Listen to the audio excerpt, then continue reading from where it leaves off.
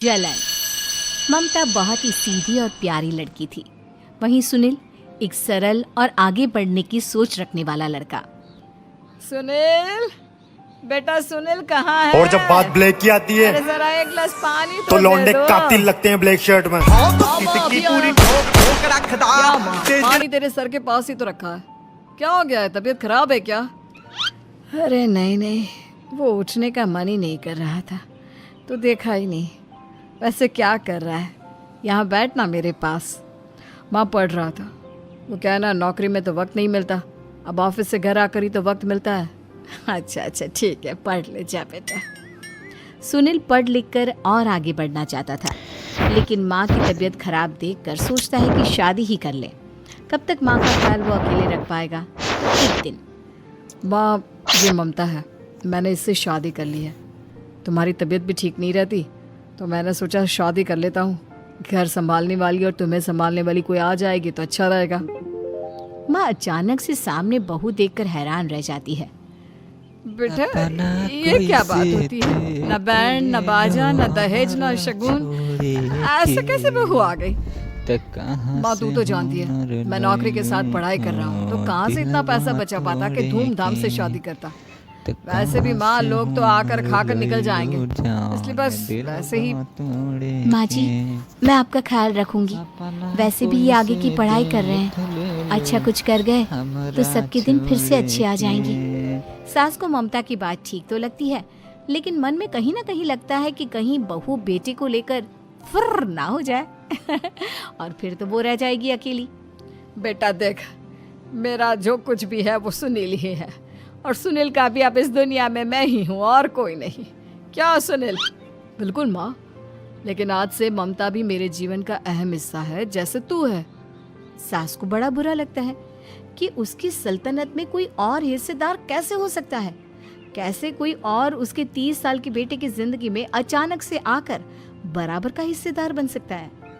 देख बहू, मैं भले थोड़ा बीमार रहती हूँ, लेकिन इसका मतलब यह नहीं कि घर की चीजों में मेरा कंट्रोल खत्म हो गया है। मैं आज भी इस घर की रानी हूँ, समझी? बेटा सोचता है कि ये माँ को अचानक से क्या हो गया। कल तक जो माँ कहती थी कि जिंदगी का कोई भरोसा नहीं, वो अचानक से जंग के मैदान की झांसी की रानी कैसे बन गई? माँ क्या हो गया है? सब ठीक है ना? अचानक कैसी बात कर रही हो? ममता का आज पहला दिन है, स्वागत करो उसका। आसपास की आंटियों को बुलाओ, नई दुल्हन की मुंह दिखाए करवाओ। खैर, सास होने का फर्ज निभाती है और बाद में एक सहेली के साथ बाहर निकल जाती है। क्यों री बताया नहीं कि बेटे का ब्याह कर रही हो? वैसे तो सारा दिन हम ही में घुसी रहती हो। अरे मुझे भी तो अभी पता चला, यूं अचानक सर पर लेकर आ गया। कहता है बहू है माँ तुम्हारी, अब इसको भी इतना ही मैं प्यार करता हूँ जितना तुझे करता हूँ। लो जी, ये क्या बात होगी? क्यों इतना प्यार करता है? अरे माँ का प्यार तो ज्यादा होता है। अब उसको तो कोई दूसरा पति मिल सकता है, लेकिन तुम ही बताओ, क्या माँ की ममता किसी और की हो सकती है? ना जी ना, बेटे को समझाओ ये बात। अरे क्या समझाऊं, मुझे तो खुद ही समझ में नहीं आ रहा कि क्या हो रहा है। जो बेटा कल तक माँ माँ करता था, अचानक से बीवी बीवी का राग आलाप रहा है। देखा, उसकी बीवी ना सुंदर और जवान है। सुंदरता के आगे तो एक से एक नहीं टिके, तो तेरा बेटा किस खेत की मूली है? सास को भी समझ में आ जाता है कि बहू की सुंदरता के आगे माँ का प्यार किसी काम का नहीं। उधर बीवी, ए जी, अम्मा जी सहेलियों को छोड़ने गई थी, अभी तक आई नहीं, हम देख आए क्या? अरे रहने दो ना, आ जाएंगी। कहाँ जाएगी, उनकी आदत है, एक बार जाती है तो पूरी पंचायत खत्म करके ही आती है। अच्छा ही है, खाना वाना खा कर गई होगी। छोड़ो ना, घूमेगी तो खाना पचेगा, नहीं तो ऐसे ही खाट पकड़ लेगी। बहू भी शांत हो जाती है। उधर सास सोचती है कि आज थोड़ा देर से ही घर जाती हूँ, जब बेटा परेशान होकर ढूंढेगा तब मजा आएगा।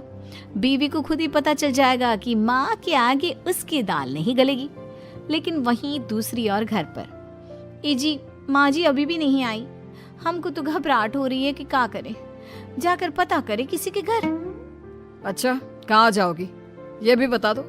पहला दिन है तुम्हारा इस घर में और एक ही दिन में मोहल्ला छानोगी क्या? हाँ तो आप भी तो नहीं जा रहे हैं ना, हमको फिक्र हो रही है।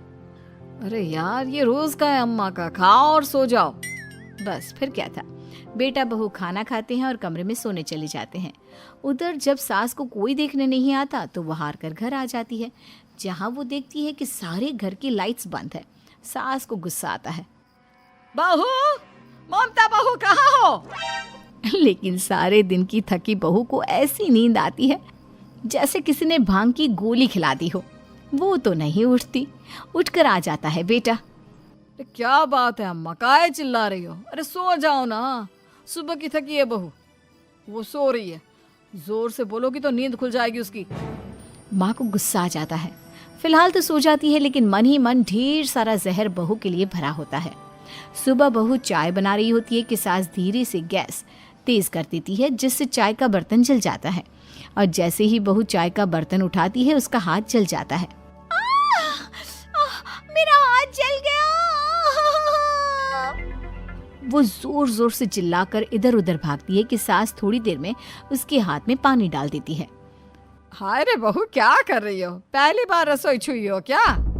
सासू माँ गलती से गैस तेज रह गई थी और बर्तन जल गया, जिससे मेरा हाथ जल गया। हाय रे, कितना गंदा दाग। छी छी छी छी, मुझे तो उल्टी आ रही है तेरा गला हुआ मांस देखकर। तू ना मुझे अभी साथ से खाना मत लगाना। बहू भी खुद का हाथ देखती है तो उसे भी रोना आ जाता है। कुछ दिनों के बाद सास की सहेली आती है, बहू चाय बनाकर लाती है। उसके जाने के बाद सहेली कहती है, बहू की सुंदरता ऐसी है कि कोई भी दीवाना हो जाए। वैसे तेरे बेटे का क्या हाल है? अरे वैसा ही है, बहू के पीछे लट्टू। क्या करूं, कुछ समझ में नहीं आ रहा। मैंने तो बहू के चेहरे पर दिवाली के पटाखे की चक्री फेंक दी, उसका पूरा चेहरा जल गया। अब देखो ना रही सुंदरता, और ना ही अब मेरा बेटा उसे पूछता है। अरे अब तो वो उसे छोड़कर दूसरी भी देखने को बोल गया है मुझे। बहू सारी बात सुन रही होती है। आंटी एक बात बताइए, क्या भरोसा है कि दूसरी सही आए और आपके अनुसार रहे? देखिए आंटी, मेरी सासू माँ को गलत बात सिखाने की जरूरत नहीं है। हमारा परिवार साथ में खुशी से रह रहा है। देख बहू, मेरी सहेली की बेइज्जती ना कर, वही अच्छा रहेगा तेरे लिए, समझी? बहू नहीं मानती है। वो बार बार उनकी सहेली को घर से निकल जाने को कहती है। तभी सास की सहेली पास के चूल्हे से लकड़ी लाकर बहू के चेहरे पर लगा देती है। बहू जोर जोर से रोने लगती है। अरे ये क्या कर दिया? मैंने कहा किया, ये तो तूने किया। तू ही नहीं चाहती थी कि बहू बेटे के साथ रहे, भला मैं क्यों करूंगी? मैं तो चली, निपटो अब। बहू रो रही होती है, दर्द से चिल्ला रही होती है, लेकिन सास उसे डॉक्टर के पास नहीं ले जाती। तभी पति आता है। क्या हो गया ममता? ये दाग कैसे लगा? तुम कैसे जली? ममता कुछ नहीं कहती, बस दर्द से करा रही होती है। पति माँ की तरफ देखता है। हो ना हो माँ, ये पक्का आपका काम है। आप ही ममता से जला करती थी ना। देखना माँ, अब पुलिस आएगी, केस बनेगा, लेकिन पहले मैं ममता को अस्पताल लेकर जा रहा हूँ। सभी अस्पताल जाते हैं, जहाँ डॉक्टर ममता की सास से कहते हैं, आपने तो नहीं जलाया ना बहू को? अब ममता की सास के तो पसीने छूट रहे होते हैं। वो घबरा कर कहती है, ना ना डॉक्टर साहब, कैसी बात करते हैं? हम क्यों जलाएंगे अपनी बहू को? डॉक्टर ममता के पति से पूछते हैं। देखिए, क्योंकि ये ससुराल में जली है तो मामला पुलिस का बनता है, तो आप पहले पुलिस को बुलाइए, तभी इलाज पूरा होगा। सास डर जाती है कि अब तो बच्ची जिंदगी जेल में ही रहना होगा। रहने दीजिए ना, पुलिस को क्यों बुलाना? सारी हंसी खत्म हो जाएगी जब पुलिस के डंडे पड़ेंगे। बहू को जलाना भले ही बहुत आसान हो, लेकिन उसके बाद सारी जिंदगी जेल की हवा खाना। सास डर जाती है। पुलिस आती है। पास लेटी दर्द से करा रही ममता स्टेटमेंट देती है।